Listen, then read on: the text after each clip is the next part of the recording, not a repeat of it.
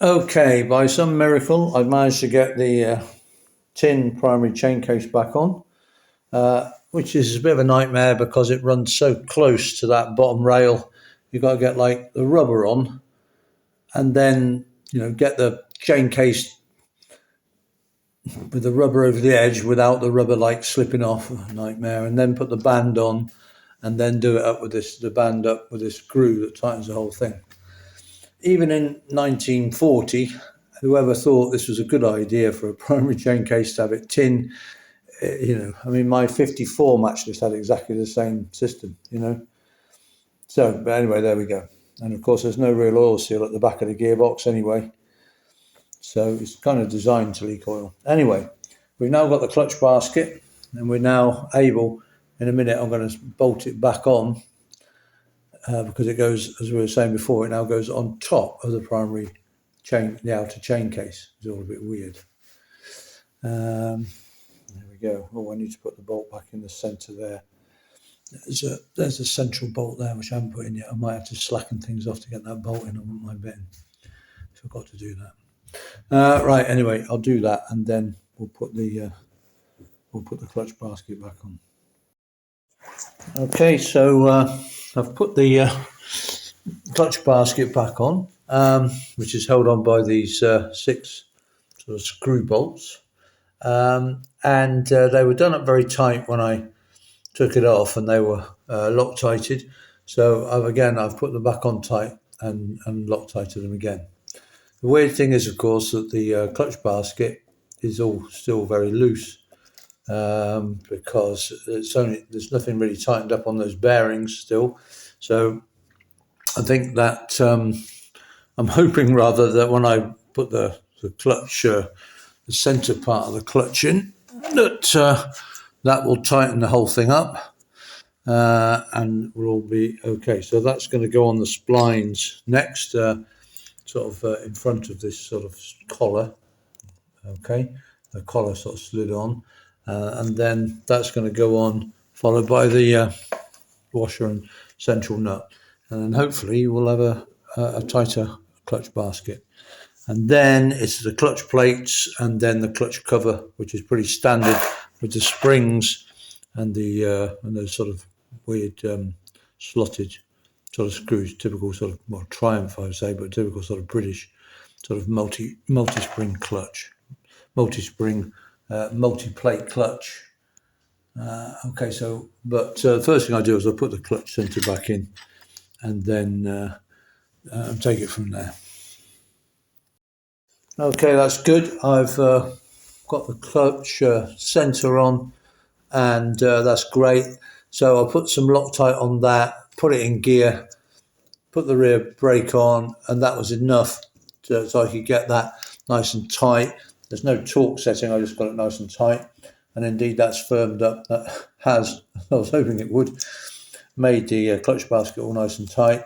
And so what I'm going to do now is now start slotting the clutch plates back on one at a time, and then we'll get the clutch, the actual clutch cover on with the springs and so on at the end. Okay, and then we're nearly there.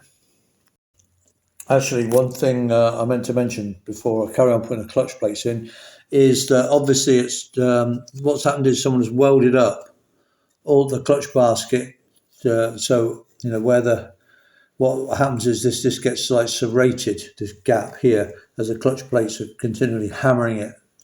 And so someone has taken the clutch basket, I think when it was rebuilt recently, and they've welded up all of these gaps and then ground them down. So we've got a nice straight edge on the basket.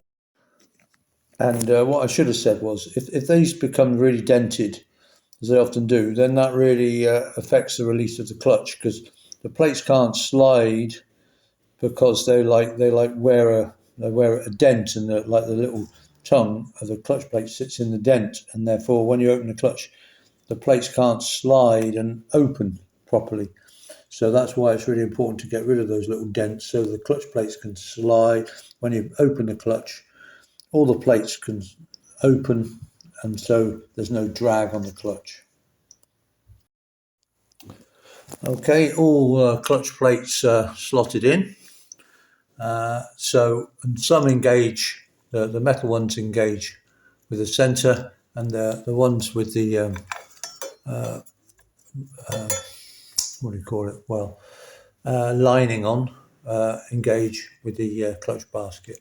And then obviously when they're sprung together, pushed together with the springs, that's when they grip. And then when we release the clutch, they all let go. So here's the clutch cover.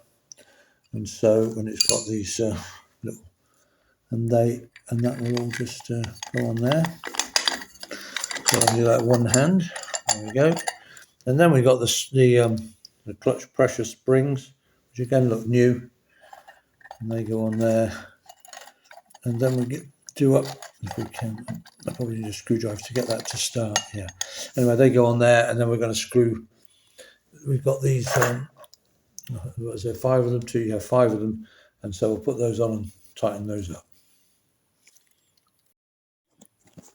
Okay, and there we go. We've got the sort of pressure plate on with these 5 springs and these screws. Now there is a special tool you can buy, I think from Triumph, which is like forked, so you can get it on, because of course you can't get a screwdriver. Once they tighten up to there, you can't. It's difficult to tighten them any further because the central bolt is in the way. So you can buy like a forked special tool.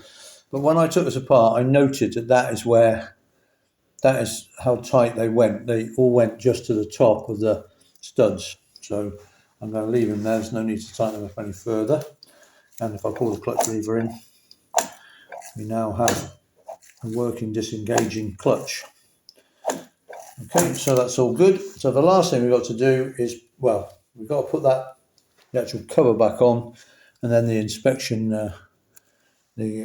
cap. Once I've turned the engine over and checked that the chain's the same tension, the same tension all the way around. Got the same amount of play. You don't want it too tight. You always check it on the tightest position. Okay, so if it's slack, and then tight, adjust it on the tightest position. Okay, so what I'm going to do is I'm going to try and get the worst of these dents out of the clutch cover. There are 2 dents. There's a small dent which is actually on the sort of top. When I say on the top, it can go in any position, but I imagine I'll put it back in that position. There's a couple of small dents, and then obviously there's a very big dent. That very big dent is actually caused by the brake lever someone being a bit manic with the rear brake and the lever whacking in to the back. So what I'm going to do is I'm just going to get a load of rag. I haven't got a bean bag. You really need bean bags for this. But I'm going to sit it on some rags, and then sort of gently with a wooden mallet sort of knock these dents through. I might use this cushion actually, just something soft, and then with a piece of wood, probably with a mallet and a piece of wood, just see if I can get rid of the worst of the dents on this shaft. I've got an idea that this might not be available as a repro part, so obviously need to be careful with it. Let's see how we get on. Okie dokie. So here we are with the primary chain finished. I'm sorry, I forgot to actually take a video when I finished the work, so this is a bit later on when I'm actually in the middle of some other work. So things look a bit strange, like there's no back wheel. That's why. Anyway, I managed to have most of the dents out quite successfully. I think, got the worst of the dents out. And then this just screws on. It literally just screws on. And again, obviously, we don't have to worry about getting a good seal on this cover because we've only got grease inside in the casing.